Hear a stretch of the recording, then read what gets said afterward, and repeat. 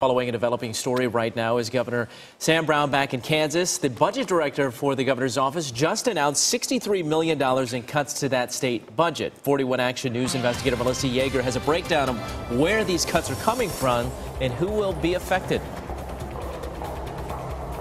Well, Mike, as you said, $63 million in cuts and budget transfers. The biggest chunk coming from $17 million from the S-CHIP program. That's the insurance program for kids. And basically, they say that this was a fortuitous situation, that Kansas was getting expanded money from the federal government, matching funds from the federal government, to bring the standards in line with the coverage they expect. Lots of states were getting this to make sure their coverage was aligned with federal standards. But they say Kansas was already aligned with those standards, so that they will just eliminate that portion. They will absorb those federal funds with regard to that, even though they admitted that those funds, if they had them, could have been used for expanded eligibility. $9 million will come from the Department of Education, not from K through 12, but actually from money that was overestimated into the KPERS program. That will be sent back to the general fund, and also $8 million from KDOT that they say was actually savings because we had a mild winter and we didn't need to use things like ice trucks and whatnot.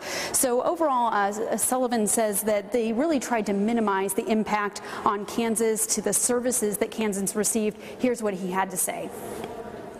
We really tried to take the line here of trying to minimize as much as possible the impact this would have on Kansans. And we didn't do that through cuts to K through 12, higher ed, corrections, Medicaid, or these corrections institutions, Medicaid, public safety, highway patrol, all those different agencies.